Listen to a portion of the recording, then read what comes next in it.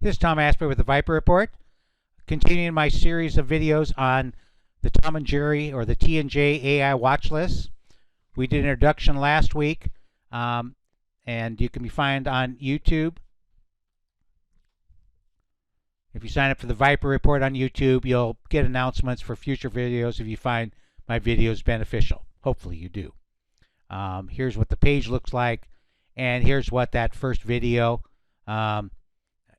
will give you an idea. We did an introduction to the watch list, how they can be useful, the rationale, and then some, recent examples of how we utilize them to make recommendations in stocks as well as ETFs.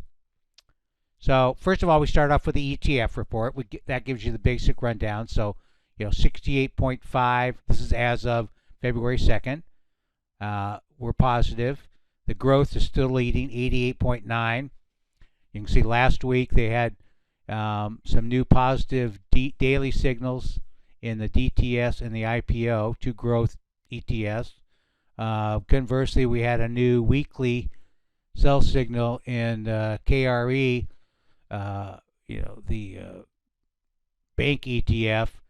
Still a fair amount of red there, and certainly, we utilize the ratio analysis that I discuss regularly in my commentary as well as on Forbes.com, looking at the value growth relationship. Equally important, the short ETFs were all negative. Okay, that favors the long side, and a majority of the leveraged long ETFs were positive, except for TNA, the small cap. So this is the front page of the ETF report from Monday, the 5th, and of course it determines the AD readings determine whether we're buying or selling or being cautious, and helps us place our stops. So only as of the February 2nd, only the IWM, the Russell 2000, had negative weekly and daily. Incidentally, that has improved this week, so that's something to look at. And also shows you the close where the quarterly pivot, the 20-day EMA, and the Stark bands. So Stark bands are, are important indicator of when the market is too stretched. We've been up close to the weekly, but only on 1 week or so. Not like we saw in prior to the COVID collapse or in 21 and 22. So both the SPY and the Russell are 2.4, 2.7% above their EMA. That means there's still room on the upside. When it gets extreme, it gets 5 to 7%. So that suggested there was some room to do new buying. Down below here, we have an S&P SPY, a daily chart showing you the strong close on Friday and the positive readings from the daily AD line. So one of the first things I do is when I'm looking at the weekly T&J watch list is to look how our positions are doing. So these are, the investor positions.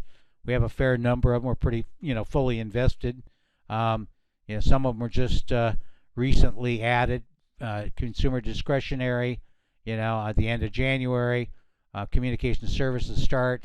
This was a fairly new one for investors, but traders have been in it for a longer period of time and at a lower price. And you can see that, XLK we've had since the start of October, showing a nice open gain. And also for XLC is another large holding. Traders would get in and out more frequently, so we were 100% long in XLK. We took part of that off, and so we try to manage those. If we look like we're going to see a 3 to 5% pullback, we'll sell some of those positions. So here's what the sector list looked at as of the 2nd. And, 71% of overall were bullish, so that's a good sign. And you can see that this lists you, in red here, that this means that they're weekly DTS sell, weekly buy here. And the fact that they're red here means they're also below their quarterly pivot. Here, they're above their quarterly pivot if they're green. And so that's a rundown of pretty much a lot of stocks. You can use that for stock picking as well. You go over in here, two of the laggard groups, energy, materials, right at 58.3%. So, I'd like to see them, 65. But when they get in this range, I look at the charts, daily and weekly charts of both ETF to see if they show anything interesting. Not so much yet. So, but we'll keep watching them. Some of the ones that do continue to look strong, the XLK 83.3 positive. You can see there are only a few red spaces: Texas Instruments, Apple, and Cisco. Microsoft, flashed green on that second, and on good volume. See the 28 million, so the volume had increased. Communication services, 66.7, not as strong. Charter Communication was the main red thing here, and T-Mobile also, and ATVI was below its pivot, but the rest of it was green. So, and Google was just in the process. It was positive in a weekly, but we'd had a correction there. So 1 hour had flipped positive, signs of things to come. So if you look at somebody like Microsoft, it flashed a daily positive. So, it's been in a strong trend. You can see this is a daily chart. Recently, the relative performance started to lead the S&P right from here, still leading. OBV positive, and it was looking stronger there. And so, for last week, I think it was up over 2%. So it made it up to that level. It closed at just above 420 for the week, and up 2.3%. If you look at some of the other sectors, we just recently added positions in consumer discretionary and healthcare, both that had pullbacks. And so, this needs some work to do. I would expect it to be even better next week because of Amazon, gave a daily buy signal in reaction to its earnings. We'll look at a chart there in a second. McDonald's, some of the ones I'm looking to change, Nike and Tesla, any one of those flip, to 3DDS, it would be interesting from a long side for the stock, but that would support. We took an initial position in XLY, 50% long. So if we get a stronger signal, we'll add to that. Healthcare looks better. Abbott, and Universal Healthcare, and Johnson & Johnson are just starting. It just flipped negative there. So it has some work to do, but still bears watching. Amazon has a nice run after dropping down to 118.35 at the end of October. It closed at 174.45, updated on Friday. You can see a very nice consolidation pattern here, and that we resolved to the upside. This is sort of a classic setback. You get a breakout of the range here, and you got a pullback to the 20 period EMA and a low of 154.81, before it reported earnings. This is the day before earnings. This is the earnings move, and you can see the volume was very strong. RS was positive on that pullback, as was the OBV was even better. And so when you see a pullback after a sharp move higher, that usually provides a good buy setup.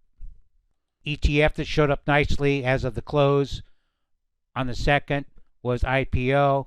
It pulled back on Monday, the 5th, traded down back below its pivot, and then you can see it closed above its pivot, and then two more bars straight to the upside. It moved from 35 up to 37. The daily indicators suggest that it has likely bottomed, and so a pullback to the moving average could provide an opportunity. I just finished producing the reports as of the close on Friday the 9th, and I'll be sending them out. Just wanted to point this out. As of the close on the 2nd, the consumer discretionary was 58.3. You can see it's now moved up to 75%, 75% weekly, as well as 3-day DTS. Tesla, Nike, and McDonald's are the only real red points there, and you can see that we've had so this confirms our reason to buy, even though the overall readings a week ago was only 58.3. Healthcare is higher, but you can see that it needs lots of work to do here. We had new 3-day DTSs in MDT, Amgen, and J&J last week. So lots to make up here. If we start seeing, as we get into the week, some 4-hour positive signals on some of these laggards, it should be a good side for healthcare. Well, that's all I have for today's video. Please send in your questions to tom@viperreport.com. If you want more details, tell me where I should point. We have another one planned for next week. You can see if you want to look at our current positions, if you go to the Viper Report, these are the current positions as of the 7th of February. Gives you a rundown. If you click on them, they'll enlarge out. You can see what our positions, our stops, quarterly pivot, and monthly pivot levels. And then for our stock portfolios, have some nice movers. We got out of Lilly ahead of its surge on earnings, but that was the plan.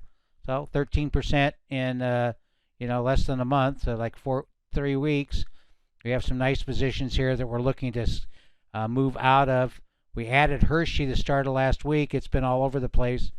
This was at 94 before it surged up to well over 200.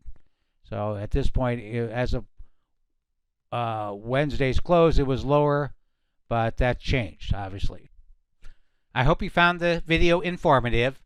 And if you haven't visited the Viper Report homepage, you can see not only the current positions I mentioned before, a bunch of articles that are also on Forbes, finding market leaders, this year's reasons not to buy stocks. Many of you know that the focus in 2023 was from all the fundamental people about why they shouldn't buy stocks because of the imminent recession. That's not what I was saying. And another one here, similar sort of, why fundamentals failed investors in 2023. So if you'd like to get these reports on a regular weekly basis, you can sign up for either the Viper ETF or the Hot Stocks Report, just $34.95 a month. And if you'd like a copy of the most current sector report or the ETF report, you can just email me at tom@viperreport with either Sector Watch or ETF report in the subject line. And look for YouTube for future videos, and hope you have a great Super Bowl weekend and learn about investing before the game starts. Thank you.